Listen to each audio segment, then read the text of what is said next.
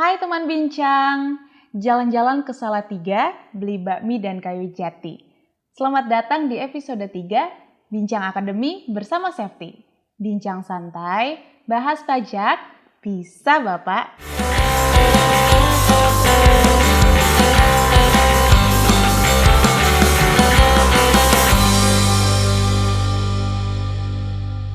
Saksikan terus Bincang Akademi yang akan tayang selama bulan Ramadan setiap hari Rabu dan Sabtu pukul 3 sore hanya di YouTube channel DDTC Indonesia.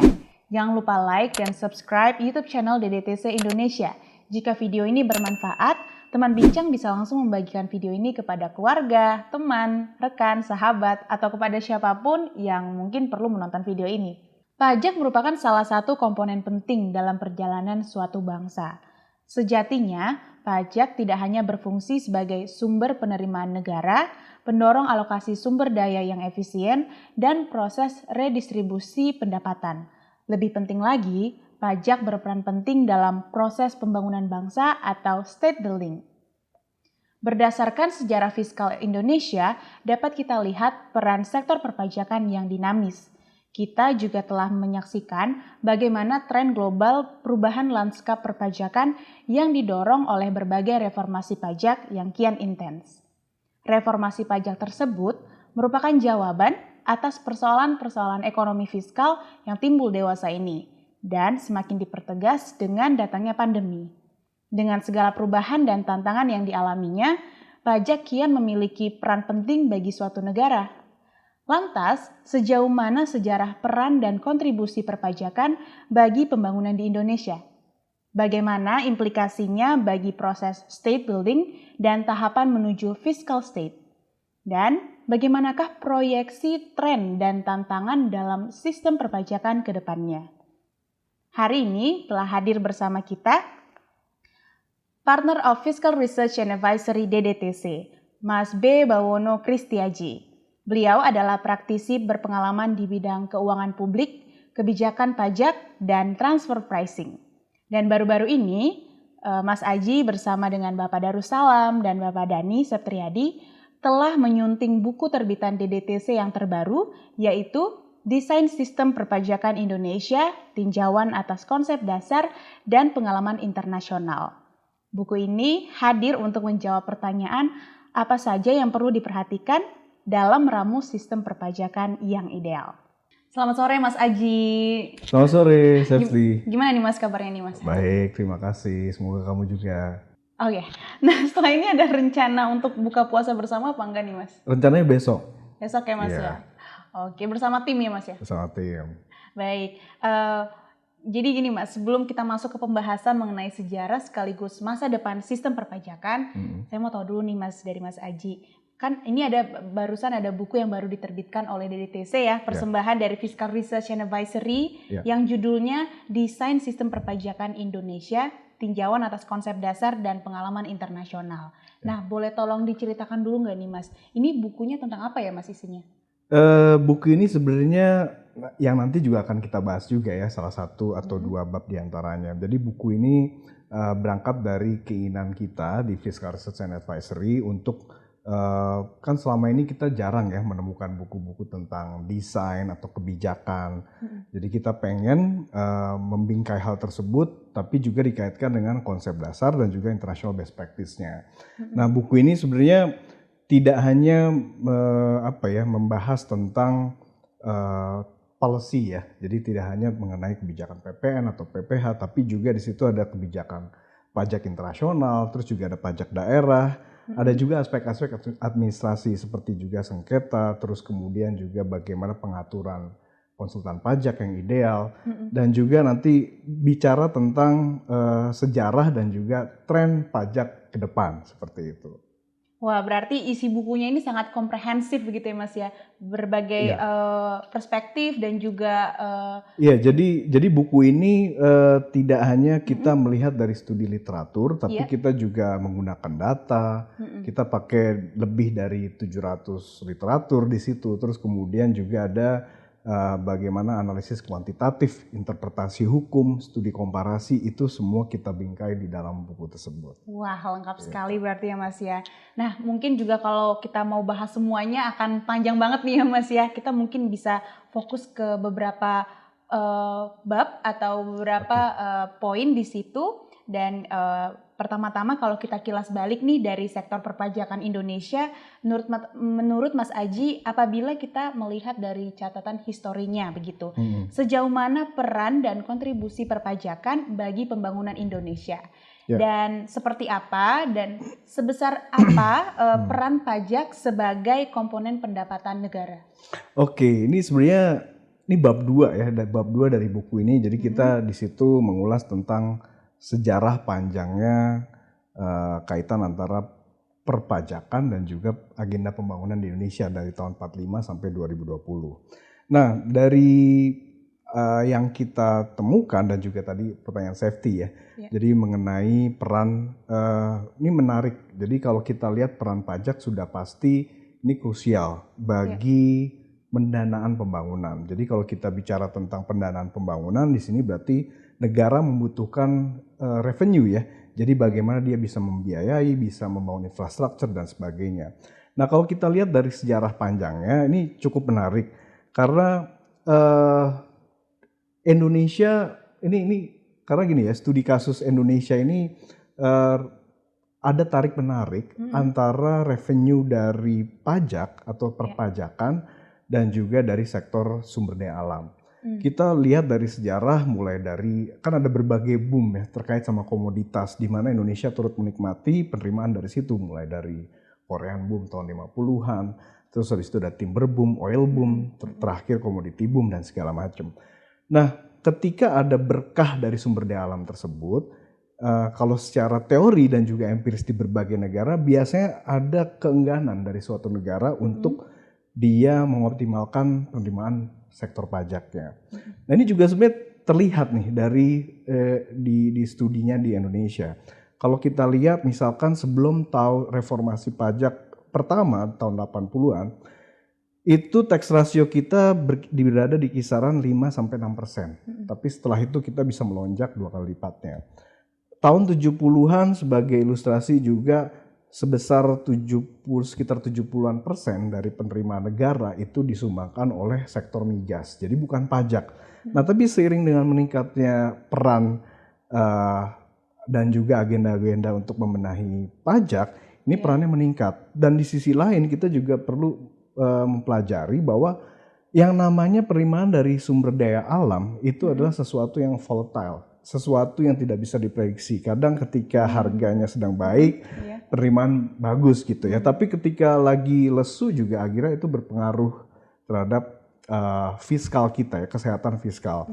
Nah, oleh karena itu bagaimana caranya suatu negara bisa mendanai pembangunan secara konsisten, sustainable, itu mau tidak mau dari sektor pajak dan ini semakin meningkat antar waktu kalau kita bicara di Indonesia. Gitu, Septi. Baik. Mengenai tadi yang pembangunan ini mungkin konteksnya pembangunan bangsa begitu ya Mas ya, atau yang mungkin biasa disebut dengan state building gitu ya Mas. Dan bagaimana ya Mas peran serta implikasi pajak dalam tahapan menuju fiscal state atau yang juga dikenal dengan negara fiskal.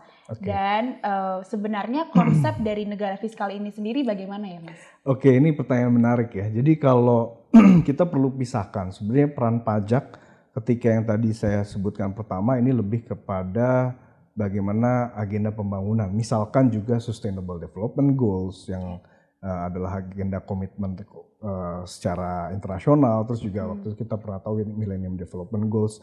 Di situ kan bagaimana pengurangan kemiskinan, pembangunan infrastruktur dan sebagainya.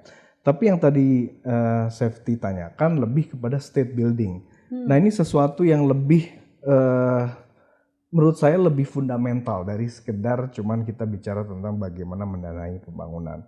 State building kalau kita lihat ini ada berbagai literatur sebenarnya terkait dengan hal tersebut. State building ini kan bisa diartikan sebagai upaya untuk mandiri ya. Mandiri akhirnya mandiri secara fiskal dan di situ ada suatu ketergantungan atau upaya untuk membenahi fiskalnya supaya ini menjadi negara yang lebih kuat gitu ya. Nah, kalau kita telusuri lebih lanjut, ketergantungan dari sektor pajak ini akhirnya juga punya dua channel yang berbeda. Yang pertama adalah bagaimana kemudian ketergantungan dari sektor pajak itu bisa membuat kontrak fiskal itu semakin baik. Artinya apa? Artinya ketika pemerintah mengharapkan atau semakin tergantung dari uang pajak, mereka melihat masyarakat atau wajib pajak ini sebagai pihak-pihak yang juga harus dihargai, pihak-pihak yang juga harus kesejahteraannya itu meningkat segala macam. Karena kalau nggak sejahtera, tax base-nya akan kecil seperti itu. Jadi akhirnya di situ ada tarik menarik. Jadi dan di sisi lain wajib pajak juga melihat bahwa ketika saya pay something gitu ya, saya bisa mendapat apa. Di situ ada tax bargaining. Nah dengan tax bargaining tersebut akhirnya demokrasi representatif itu menjadi semakin kokoh. Itu channel yang pertama dari state building dan pajak. Channel yang kedua adalah bicara mengenai ketika ada ketergantungan lebih besar dari sektor pajak, ada perubahan perilaku dari pemerintah. Apakah itu? Perubahan tersebut tercermin dari pendekatan atau paradigmanya, dari yang awalnya lebih banyak ke koersif gitu ya, penegakan hukum, terus kemudian bagaimana secara paksaan untuk mengambil sesuatu dari masyarakat, kemudian berbasis pelayanan dan juga pengelolaannya lebih accountable, lebih transparan, dan sebagainya. Jadi sering disebut channel kedua ini sebagai adanya bonus dari tata kelola, ada governance dividend di situ seperti itu ya. Nah, jadi state building dan pajak ini kemudian adalah dua saya bisa bilang adalah pajak itu menjamin state building dan akhirnya membuat suatu negara itu tidak hanya punya dana untuk membangun, tapi dia juga punya tata kelola yang lebih baik. Jadi ini adalah sesuatu yang menurut saya positifnya di situ. Gitu.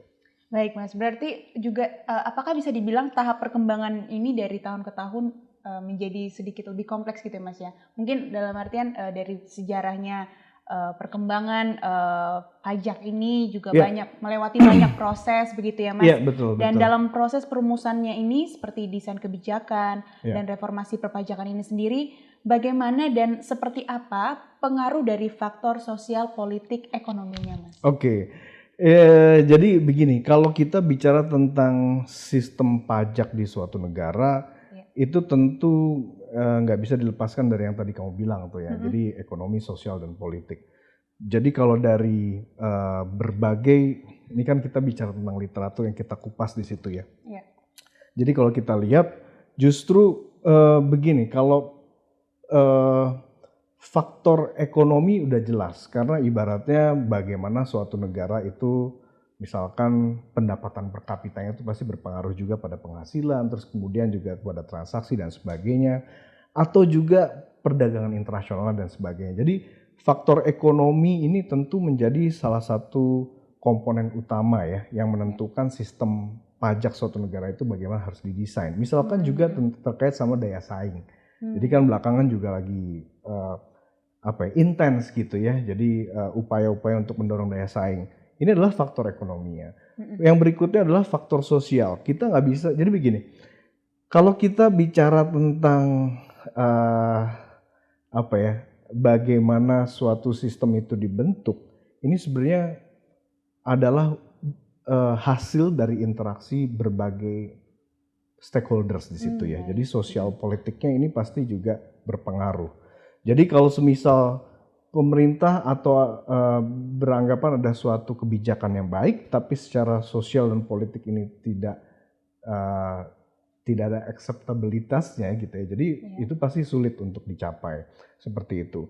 Dan juga kita melihat dari faktor internasional. Jadi dengan adanya interaksi Indonesia yang lebih globalisasi, kita lebih terbuka dengan kerjasama secara internasional, ini akhirnya juga sedikit demi sedikit mengubah sistem pajak kita. Jadi kalau tadi dari sisi ekonominya, misalkan dari sektor informalnya banyak atau tidak, terus kemudian dari sosialnya, dan juga sampai faktor digitalisasi atau teknologi ini juga sebenarnya kalau kita mempelajari sejarah panjang sektor perpajakan Indonesia gitu ya, ini semua faktor tersebut ini terlihat mempengaruhi akhirnya sampai kita punya sistem yang seperti ini, itu adalah hasil dari interaksi tersebut gitu. Baik, tadi kita sudah membahas panjang lebar nih Mas mengenai sejarahnya. Ya. Nah, kembali lagi nih ke saat ini. Bagaimana Mas Aji memandang tren-tren perpajakan yang diperkirakan akan berlangsung di masa mendatang? Iya, jadi kalau tadi kan kita bicara tentang sejarah ya. Nah, kalau sejarah ini sebenarnya di buku ini sebenarnya kita bahas di bab 2. Nah, kalau kita bicara tentang tren terkini, perkembangan terkini, terus juga bagaimana outlook dan juga tantangan ke depan, itu ada di bab 1 malah justru seperti itu. Nah, pertanyaan Safety tadi mengenai tren, ini sebenarnya menurut saya hampir tidak pernah gitu ya. Sistem perpajakan itu benar-benar dinamis seperti saat ini. Nah, kenapa sih sebenarnya ada pernyataan seperti itu? Jadi ini pertama-tama nggak bisa dilepaskan dari yang namanya tekanan akibat pandemi COVID-19 ya. Jadi gara-gara ada pandemi, itu akhirnya kita tahu bahwa trennya kan semua negara itu akhirnya defisit anggaran, terus kemudian juga bagaimana mereka kemudian memberikan relaksasi, utangnya meningkat dan segala macam. Dan di situ akhirnya itu saya bisa bilang ada dampak yang sebenarnya asimetris. Jadi ada bermacam-macam gitu ya. Ada negara-negara yang kemudian melihat kondisi tekanan pandemi COVID-19 ini, mereka kemudian membuat atau berbagai relaksasi gitu ya. Jadi bagaimana menolong masyarakat, terus juga bagaimana mendorong daya saing dan sebagainya. Tapi di sisi lain ada juga negara yang berupaya untuk menjaga atau bagaimana secara cepat gitu ya melakukan konsolidasi fiskal. Jadi akhirnya negara-negara tersebut malah justru membuat terobosan-terobosan gitu ya di berbagai melalui reformasi pajak. Jadi ibaratnya bagaimana caranya supaya penerimaan optimal seperti itu. Nah, dan di sisi lain sebenarnya bukan hanya pandemi loh, sebenarnya yang faktor determinan dari tren terkini, tapi juga digitalisasi. Contohnya seperti itu. Nah, digitalisasi ini juga menarik karena di satu sisi ini membuat yang namanya sektor pajak itu diuji. Bagaimana sebenarnya ada nggak sih gap antara ketentuan pajak dengan perkembangan model bisnis digital, contohnya seperti itu. Tapi di sisi lain juga digitalisasi ini adalah opportunity untuk membenahi administrasi pajak. Nah, di sini juga kita melihat adanya tren yang berbeda juga. Ada juga tren bagaimana sebenarnya misalkan ya aspek-aspek yang lebih berorientasi pada eksternalitas negatif atau lingkungan.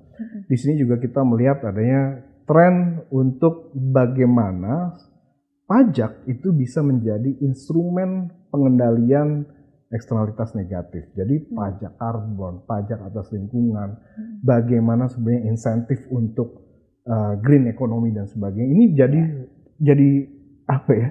Jadi tren juga yang kita bisa lihat di berbagai negara tuh ada. Jadi saat ini kalau kita lihat, saya mungkin mengutip pendapatnya Richard Burt gitu ya. Dia bilang bahwa saat ini tuh dunia atau berbagai negara itu dalam fase tax model 3.0. Artinya 3.0 ini artinya bahwa satu negara itu bisa memiliki sistem pajak dengan multiple objectives. Jadi artinya tidak hanya cuma misalkan berorientasi pada penerimaan, redistribusi saja atau daya saing saja, tapi pajak justru dipergunakan untuk berbagai tujuan seperti itu. Nah, itu yang pertama. Yang kedua juga dia bilang bahwa dengan adanya demokrasi dan juga multiple objectives tersebut, akhirnya membuat sistem pajaknya makin kompleks, gitu ya. Jadi, nah ini yang mungkin kita bisa lihat ya fenomena ini juga di Indonesia. Bagaimana perkembangan yang tadi saya bilang, digitalisasi, pandemi, konsolidasi fiskal, lingkungan dan segala. Ini semua juga berpengaruh pada agenda reformasi kita saat ini, gitu sih. Baik, wah luar biasa ya Mas ya. Ternyata ada banyak tren yang saat ini terjadi dan semoga menjadi katalis pengembangan iklim perpajakan di negara kita ya Mas ya, supaya menjadi lebih baik juga ya. Nah, selain kita memahami tren yang tadi sudah disampaikan, teman bincang juga pasti udah banyak nih pandangannya juga ya terkait tren, udah dijelaskan juga oleh Mas Aji seperti yang tadi sudah disampaikan. Sekarang mengenai tantangannya nih Mas, yang kira-kira berpotensi akan muncul di sektor pajak. Ini supaya kita juga sama-sama bersiap-siap ya teman bincang ya. Kalau menurut Mas Aji nih tantangan tersebut ada apa aja nih Mas ya tantangannya? Oke, kalau menurut kami gitu ya, tantangan terbesar saat ini dari sektor pajak adalah tax certainty ya. Jadi bagaimana sebenarnya ikhtiar untuk tetap di tengah ya, jadi di tengah sistem pajak yang sangat dinamis, peraturannya berubah-ubah, terus kemudian juga banyak interaksi antar negara, di mana misalkan contoh aja nih konsensus global yang terkait sama global minimum tax ini berpengaruh juga dengan sistem pajak kita, akhirnya juga membuat yang namanya kebijakan itu juga bisa berubah. Terus juga di sisi lain bagaimana agenda-agenda optimalisasi penerimaan pajak ini juga pasti menimbulkan orientasi lebih banyak ke sisi budgeternya ya. Setelah sebelumnya kita di era COVID kita lebih banyak di regulatory pajak sebagai regulatory instrumen seperti itu. Jadi disinilah ada tantangan besar mengenai tax certainty. Apa sih maksudnya? Maksudnya adalah kita akan memasuki era di mana kepastian pajak agaknya menjadi sesuatu yang lebih mahal. Kenapa saya bilang menjadi lebih mahal? Karena sesuatu yang karena ketidakpastian pajak ini sebenarnya jadi resiko utama dari dinamika saat ini. Contohnya aja misalkan tentang sengketa seperti itu ya. Atau contohnya juga bagaimana kita memahami perubahan-perubahan peraturan yang bergerak sangat cepat. Itu kan juga sebenarnya butuh waktu, butuh knowledge, butuh literasi yang lebih baik dari masyarakat dan sebagainya. Jadi tax uncertainty ini jadi suatu tantangan yang terbesar. Nah, memang menariknya begini ya. Jadi kalau dari sisi policy itu kita melihat banyak perubahan-perubahan, tapi sebenarnya juga ada obat, saya bilang obatnya. Karena di sisi lain ada juga dari sisi administrasi itu menawarkan lebih banyak kepastian. Lewat apa? Lewat digitalisasi. Seperti itu ya. Jadi kalau di Indonesia ini kan kita kenal sebagai core tax system seperti itu ya. Jadi dengan adanya digitalisasi ini bisa menyeimbangkan akhirnya regulasi yang bergerak cepat, tapi di sisi lain dari sisi wajib pajak mereka diberikan kemudahan gitu ya, yang akhirnya juga membuat sistem pajak ini bisa tidak terlalu uncertain lah seperti itu. Itu menurut saya yang paling utama. Yang berikutnya adalah kalau juga kita melihat mengenai tax bargaining ya, contohnya juga seperti itu. Tax bargaining di Indonesia ini sesuatu yang menurut saya makin kesini ya, kalau kita lihat dari sejarahnya sampai saat ini, masyarakat menjadi lebih kritis terkait dengan apa kebijakan yang diambil oleh pemerintah di sektor pajak. Contohnya yang baru-baru ini kan tentang PPN gitu ya. PPN. Contohnya adalah seperti jadi, dan kalau kita juga mundur 1-2 tahun atau 3 tahun ke belakang, bagaimana sebenarnya akhirnya undang-undang terkait pajak itu juga banyak dibawa ke Mahkamah Konstitusi. Ini kan juga bagaimana sebenarnya masyarakat melihat mereka butuh juga didengar, mereka juga butuh sistem pajak yang ideal gitu ya, mampu menyeimbangkan antara negara dengan masyarakat dan sebagainya. Jadi tax bargaining juga ini akan menjadi tantangan gitu ya. Jadi tantangannya harus dijawab oleh pemerintah adalah bagaimana suatu kebijakan itu bisa dinarasikan dengan baik kepada masyarakat. Ada juga kajiannya, ada juga suatu perspektif rasional di belakangnya seperti itu. Jadi ini sesuatu yang menjadi tantangan, dan sebenarnya masih banyak tantangan lain seperti juga misalkan masalah digital, misalkan juga masalah informasi yang malah justru sekarang sangat deras ya, saya bilang seperti itu. Kalau misalkan 10 tahun yang lalu di sektor pajak itu informasi mengenai peraturan terkait narasi-narasi mengenai kebijakan pajak itu kan sebenarnya sulit untuk ditemukan. Kalau sekarang ini berada di mana-mana. Lebih mudah ya, Mas, Contohnya juga melalui program ini ya seperti itu. Jadi lebih mudah, tapi ketika lebih mudah artinya juga masyarakat ini juga perlu memiliki filter dan dia mengetahui apakah suatu sumber informasi itu valid atau tidak, bisa diandalkan atau tidak. Jadi ini juga tantangan-tantangan karena akhirnya ini harus diatasi misalkan dengan literasi yang semakin masif. Karena begini, masyarakat melek pajak di Indonesia ini kan belum terbentuk secara sempurna ya. Dan ketika belum terbentuk secara sempurna, terus kemudian ada kebijakan-kebijakan yang dinamis, ini akhirnya kadang-kadang menimbulkan resistensi yang tadi saya bilang tax bargaining ya. Jadi tidak atau belum sepenuhnya paham, tapi hanya melihat sebagai bahwa itu adalah beban dan sebagainya. Ini kan sebenarnya harus kita imbangi ya, seperti itu. Ini adalah beberapa tantangan-tantangan, tapi yang pasti tantangan utama dari Indonesia adalah bagaimana kita bisa menjadikan pajak,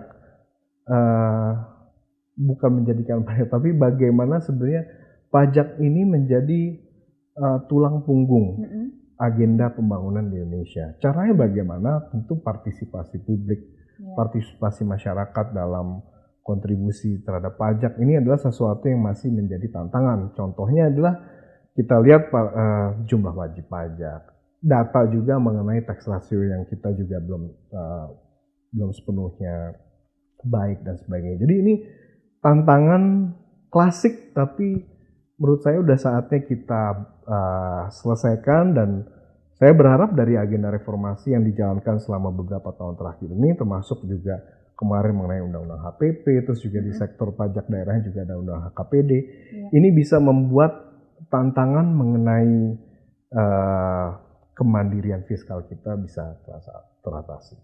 Sebagai penutup bincang kita hari ini, Mas, apakah ada yang mau disampaikan nih ke teman bincang yang saat ini menyaksikan?